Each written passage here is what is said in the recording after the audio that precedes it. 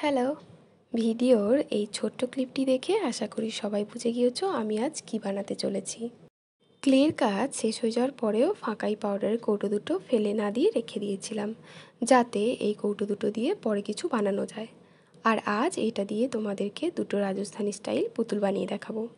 তার জন্য নিয়েছি এরকম দুটো ফাঁকা পাউডারের কৌটো, কিছুটা লাগবে মোল্ডেড ক্লে, এক টুকরো খবরের কাগজ, কিছুটা ফেব্রিক কালার, আর লাগবে তুলি। এবার কিভাবে বানালাম চলো সেটাই দেখে নেওয়া যাক।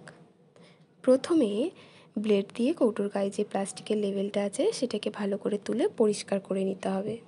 এবার একটা চামচের শেষ ভাগ দিয়ে কৌটোর যে ঢাকনাগুলো আছে সেগুলো ঠিক এভাবে করে খুলে নিতে হবে, তবে ঢাকনাগুলো না খুলে এভাবে রেখে দিলেও হবে। এবার পুতুল দুটোর মাথা বানানোর জন্য লাগবে কিছুটা পরিমাণ খবরের কাগজ, তবে খবরের কাগজ যদি না থাকে সেক্ষেত্রে ঘরে থাকা খাতার পেজ দিয়েও এটা করে নেওয়া যাবে। খবরের কাগজ দিয়ে মাথা দুটো ঠিক এভাবে গোল করে শেপ দেওয়া হয়ে গেলে, যাতে এই শেপটা প্রপারলি এমনই থাকে তার জন্য মাস্কিং টেপ দিয়ে এর গায়ে ভালো করে জড়িয়ে নিতে হবে। যদি কারো কাছে মাস্কিং টেপ না থাকে সেক্ষেত্রে সাদা বা কালো টেপ দিয়েও এই কাজটি করে নেওয়া যাবে।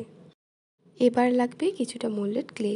এর মধ্যে যে হার্ডনার রেজিন থাকে ওই দুটোকে একদম সম পরিমাণ করে নিতে হবে। লক্ষ্য রাখতে হবে কোনোটা যেন বেশি কম না হয়ে যায়, তাহলে মিক্সড করার পরে খোলা হাওয়াতে রাখলেও আর শক্ত হবে না। আর এই ক্লেটির কাজটি করার আগে অবশ্যই হাতে পাউডার লাগিয়ে নিতে হবে, যাতে ক্লেটি হাতে জড়িয়ে না যায়। মিক্সড করার পর এবার এটাকে বেলে ঠিক এভাবে করে লাগিয়ে নিতে হবে। এবার পালা এই দুটোকে কৌটো দুটোর সাথে অ্যাটাচ করার।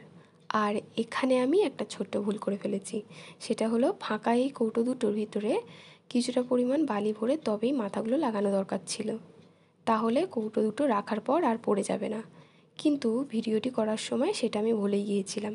যাই হোক, এটা করার আগে তোমরা অবশ্যই এই জায়গাটাতে একটু খেয়াল রেখো। রাজস্থানীরা যেভাবে পাগড়ি চশমা এগুলো পরে ঠিক সেভাবেই আমিও এখানে সেগুলো দিয়েই এই পুতুল দুটোকে সাজাবো। প্রথমে পাপড়িটা খুব সুন্দরভাবে ঠিক এভাবে করে নেব, এরপর চশমা, গোঁফ, তারপর হাত দুটোকে। তবে সবগুলো ক্লে লাগানোর সময় অবশ্যই আঠা ব্যবহার করতে হবে, বিশেষ করে যখন কৌটোর গায়ে ক্লের তৈরি হাত দুটো লাগানো হবে তখন মনে করে আঠা ব্যবহার করতে হবে। এটা বানাতে বানাতে মনে পড়ে গেল, আমি যখন স্কুলে পড়তাম, ওই ক্লাস 6 কি 7, তখন আমাদের ক্লাসে দুটো রাজস্থানী মেয়ে নতুন ভর্তি হয়।